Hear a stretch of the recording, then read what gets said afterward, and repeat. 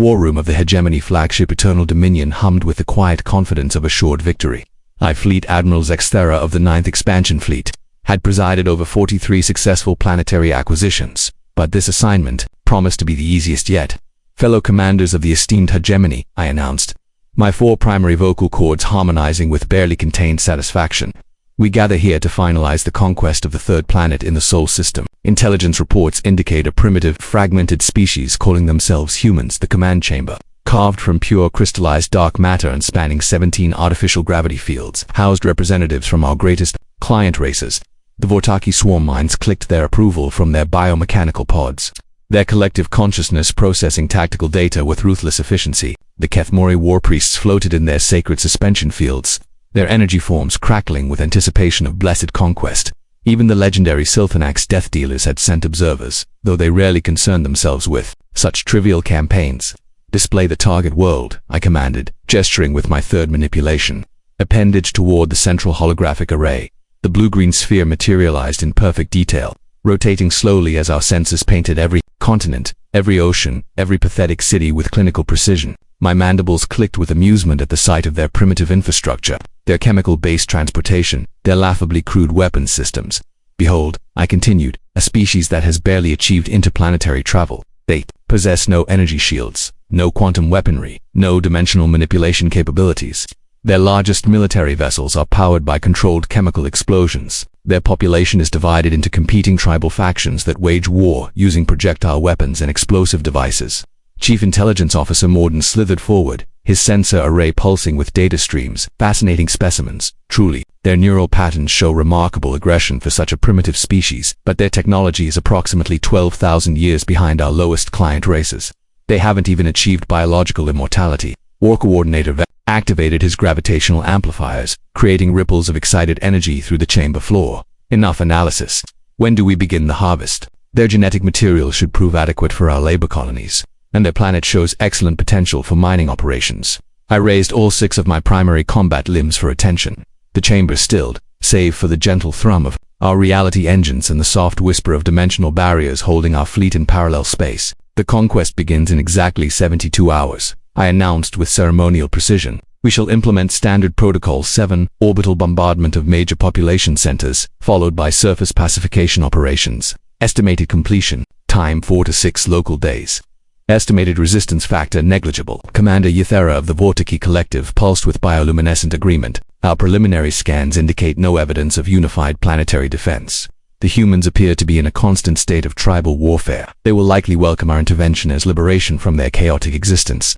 Strategic Analyst Krellmouth projected tactical displays across the chamber walls. The species shows peculiar attachment to their individual offspring in specific geographical territories. Standard psychological warfare should prove highly effective. We estimate complete surrender within 2 local rotations of terror bombardment. Excellent, I declared, my carapace plates shifting to display patterns of conquest pride. This campaign shall serve as a demonstration to the newer hegemony members.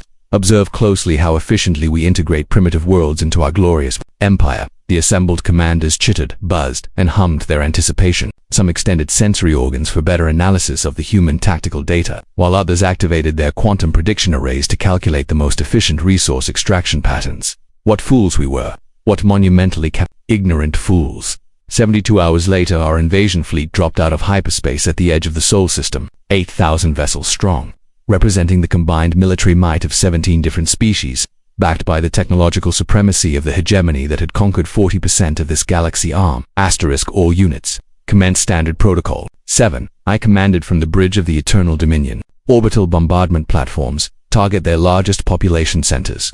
Terror broadcast arrays. Begin psychological conditioning transmissions.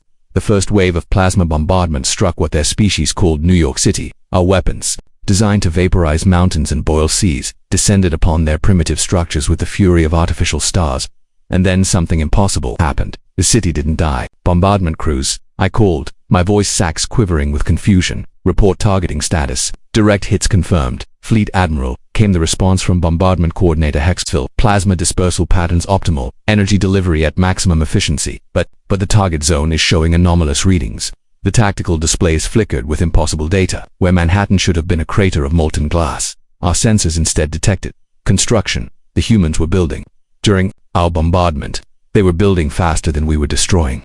Impossible, I muttered, my lower manipulator arms clenching with involuntary stress responses. Magnify visual sensors on the target zone. The image that filled our screens defied everything we knew about primitive species psychology. The humans weren't running. They weren't surrendering. They weren't even screaming in terror as our weapons rained down upon them. They were fighting back. But not just fighting, they were adapting in real time. As our plasma charges struck their buildings, human engineering crews were already rebuilding with materials that somehow absorbed and redirected our energy weapons. As our psychological warfare broadcasts attempted to break their morale, their communication networks responded with what their species apparently called memes, viral information patterns that turned our own propaganda into sources of human amusement and determination. So War Coordinator Vextel's gravitational sensors were registering impossible readings. The humans... They're launching counterattacks. With what? I demanded. They don't have space-capable weapon systems. The answer came in the form of a kinetic projectile that somehow materialized directly beside our flagship, moving at near-light speed and composed of materials that shouldn't have existed in this dimensional framework. The impact alarms screamed across the bridge as our shields that had never failed against any known weapon began to fluctuate wildly. How are they targeting us? Strategic analyst Krelmoth's tentacles writhed in panic as his prediction algorithms collapsed into gibberish. They don't have our dimensional coordinates. They shouldn't even be able to detect our fleet. On the main display, Earth continued to surprise us. What had started as primitive cities were transforming into something that defied classification. Structures grew from the ground like living things, reaching toward space with geometric patterns that hurt to look at directly. The humans themselves were changing too, their life signs evolving in real time as they adapted to our attacks. Fleet Admiral came an urgent transmission from Captain Zorthok aboard the heavy cruiser Death's Promise. We're detecting massive energy spikes from the planet's surface. The humans appear to be ... learning. Learning what? I snapped, my stress pheromones filling the bridge with the acrid scent of command panic. Everything, Zorthok replied, his voice carrying tones of awe and terror. They're analyzing our weapons as we fire them, reverse engineering our technology from energy signatures alone. Sir, they've somehow accessed our tactical databases, and they're using our own information against us. The battle displays showed the impossible truth. Human resistance was growing stronger with each passing moment. Their improvised weapons were becoming more sophisticated, their defensive systems more effective, their strategic responses more coordinated. Most terrifying of all, they were doing this without any central command structure we could identify and eliminate. Sir, Chief Intelligence Officer Morden's sensor array was flashing emergency patterns. Preliminary psychological profiles are complete. The humans, they're not like any species we've encountered. Explain, I commanded, though part of me already dreaded the answer. They appear to possess what they call spite, Morden continued, his analysis tentacles trembling. When faced with impossible odds, rather than surrender or flee, they become more determined. Our attacks aren't breaking their will, they're making it stronger. On the screens we watched human settlements that should have been annihilated hours ago instead thriving and expanding. Children played in parks while orbital bombardment struck nearby, their laughter somehow audible through our communication arrays. Adults worked calmly in factories that manufactured weapons capable of damaging our ships, pausing on light or wave cheerfully at our observation drones. This is not standard primitive species behavior, War Coordinator Vextel observed with masterful understatement. Most civilizations surrender after the first demonstration of superior firepower. A new alarm sounded across the bridge. Fleet Admiral, Communications Officer Velthera announced, we're receiving a transmission from the planet's surface. Audio only, broadcasting on all frequencies simultaneously. Put it through, I ordered, hoping to finally hear the human surrender plea instead. A single human voice filled our command chamber, speaking in perfect hegemony standard with an accent that suggested complete familiarity with our linguistic patterns. Hello there, the voice said cheerfully.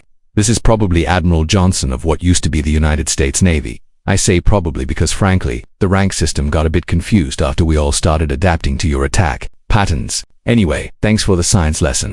Your plasma bombardment technology is fascinating. We've made several improvements already. Impossible. We had never encountered this Admiral Johnson before, and yet he spoke our language as if he'd studied it for decades. More troubling still, our universal translators were registering emotional undertones of genuine gratitude mixed with what their species apparently called trolling. We wanted to let you know, the human continued conversationally, that while we appreciate the learning opportunity, we're going to have to ask you to stop trying to kill us now. It's been educational, but we've got things to do.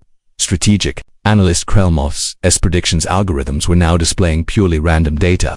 Sir, the humans are requesting that we cease hostilities. This suggests they believe themselves to be in a position to negotiate. The absurdity of the situation, it struck me like a physical blow. A primitive species that had achieved spaceflight less than a century ago was asking us, the hegemony, conquerors of thousands of worlds, to stop our invasion because it was inconvenient for them. Broadcast our response. I commanded. Standard intimidation protocol. Inform them that resistance is futile and surrender is their only option for survival. Actually, Admiral Johnson's voice interrupted before we could transmit. We should probably mention that we've been listening to your internal communications for the last few hours. Your translation systems are quite good. By the way, we've made a few efficiency improvements. Also, we wanted to thank you for the tactical database access, very helpful for understanding your fleet organization. Every alarm in the command chamber began sounding simultaneously. Our security protocols, designed by the greatest military minds in hegemony space, had been casually penetrated by a species that still used physical currency and hadn't discovered faster than light travel. How I whispered, though I wasn't sure I wanted to know the answer. Oh, that, Johnson replied cheerfully, apparently hearing my whisper across the void. Well, it turns out your quantum encrypted communication systems work on mathematical principles we figured out about 300 years ago. We just never had a reason to build galaxy-spanning communication networks before. Your invasion provided excellent motivation. The tactical display updated with new information that made my carapace plates clench with involuntary terror. The humans hadn't just been defending themselves, they'd been studying us. Every weapon we'd fired, every scanner we'd used, every tactical maneuver we'd attempted had been analyzed, understood, and improved upon. Fleet Admiral War Coordinator Vextel's gravitational sensors were registering readings that couldn't be possible. That humans are. They're building something. Multiple somethings. The construction patterns don't match any known technology. On the main screen we watched structures rise from Earth's surface that seemed to exist in several dimensions. Simultaneously, they were beautiful in a way that transcended species-specific aesthetics, mathematical art forms that spoke to universal principles of harmony and design. Oh, those. Johnson's voice carried notes of pride and excitement. We're calling them welcome centers. See, we realized something during your invasion attempt. You folks must be pretty far from home to mount an operation like this, and some of your crew members are probably homesick. What I managed to croak through my primary vocal cords. We've been analyzing your biological signatures through your weapon emissions, Johnson explained patiently. Fascinating diversity of species you've got there. The Vortaki collective consciousness must be feeling quite isolated so far from their spawn pools, and those Kethmori energy forms are probably experiencing dimensional resonance fatigue. How could they possibly know about the private struggles of our crew members? Even we didn't monitor individual psychological states during military operations. So we built some facilities where your people can rest, communicate with their families back home, maybe trade stories about their cultures. We're quite curious about your different species. We've only ever met ourselves before, after all. The impossibility of the situation was growing beyond my ability to process. The humans were inviting us to visit their planet as guests after we'd spent hours trying to exterminate them. This is clearly some form of psychological warfare, I announced to my bridge crew, though my certainty was evaporating with each passing moment. Primitive species often attempt deception when facing superior forces. Actually, Johnson's voice carried what our emotional analysis systems registered as gentle amusement. We should probably clarify something. We're not primitive anymore. The tactical display exploded with new data as our sensors registered changes happening across Earth's surface at impossible speeds. Cities were reshaping themselves, growing into configurations that optimized resource distribution, energy flow, and population management with mathematical precision that surpassed our best urban planning algorithms. You see, Johnson continued, humans have this interesting trait. We adapt, but more than that, we adapt to adapting. Your invasion taught us things about ourselves we never knew. For instance, we always suspected we might be able to work together effectively under pressure, but we'd never really tested it on a planetary scale before. Sir, Chief Intelligence Officer Morden's analysis arrays were overheating from data overflow. The humans have achieved technological advancement rates that shouldn't be possible under known physics. They've compressed approximately 10,000 years of normal development into 8 hours. How I demanded, though I was beginning to suspect that understanding human capabilities might be beyond our current conceptual framework. Well, Johnson replied thoughtfully, it turns out that when you really truly need to solve a problem like preventing your entire species from being enslaved, human creativity becomes somewhat enhanced. We've been holding back our potential for centuries because we didn't want to break things too badly. But then you folks showed up and demonstrated that the universe is much more resilient than we thought. On the display screens, we watched human technology evolve in real time. Their improvised space vessels were now sophisticated enough to threaten our heaviest battleships. Their defensive systems had grown so advanced that our weapons couldn't even reach their planetary surface. Most disturbing of all, they were doing this while maintaining what appeared to be normal civilian life. Children still attended schools, adults still went to work, families still gathered for meals. The really interesting part, Johnson continued conversationally, is that we've been analyzing your hegemony structure through your data transmissions. Fascinating governmental system you've developed, though we've identified several efficiency improvements you might want to consider. Strategic analyst Krelmoth's prediction algorithms had given up entirely, now displaying messages in what appeared to be human languages, expressing sympathy for his confusion and offering helpful suggestions for system optimization. For example, Johnson went on, your resource distribution networks could be streamlined by approximately 37% with some minor algorithmic adjustments. We've prepared a comprehensive analysis if you're interested. They're offering to help us optimize our own empire. I whispered to War Coordinator Vextel, who was staring at the tactical displays with expressions of existential bewilderment. Oh, and Admiral Zexthera. Johnson's voice carried personal warmth that somehow made my stress pheromones shift toward something resembling comfort. We wanted to thank you personally for the learning opportunity. Your tactical decisions have been quite educational. We've never seen such sophisticated coordination between multiple species before. He knew my name, he knew my rank. He was speaking to me as if we were colleagues rather than enemies, and somehow that felt more natural than the adversarial relationship we'd started with.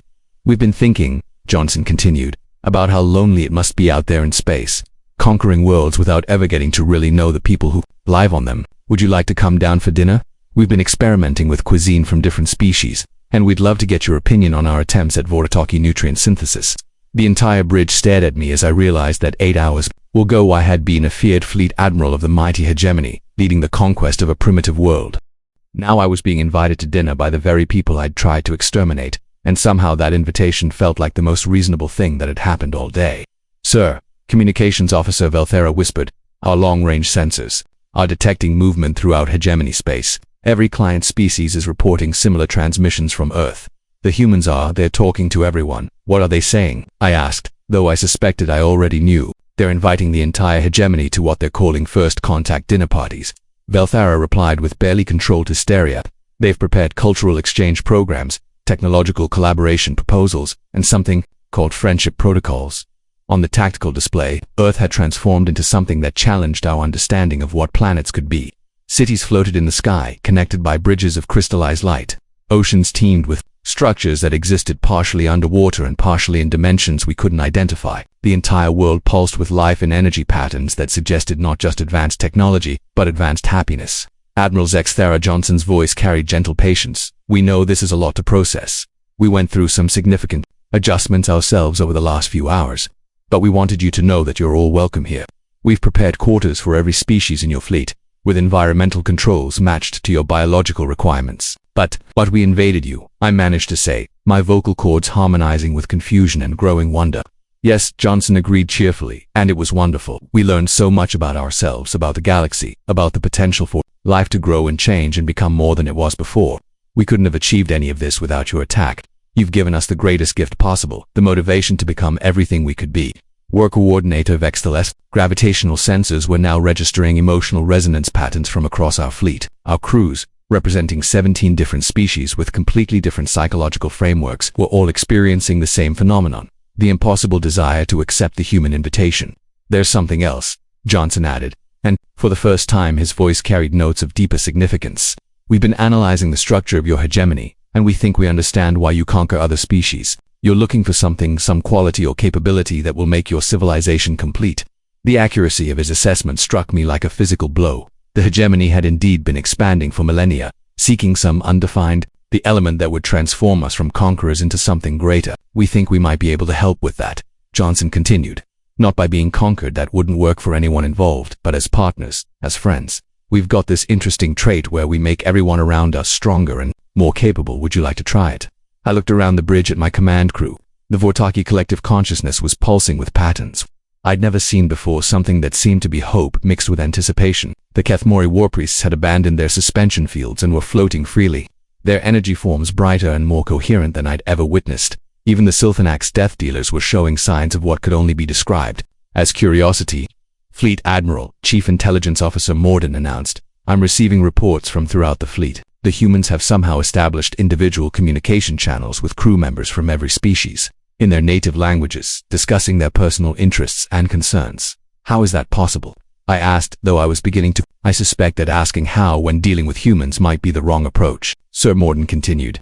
They appear to have developed personalized artificial intelligence systems for each member of our fleet, These systems know our individual backgrounds, career histories, family situations, and personal goals.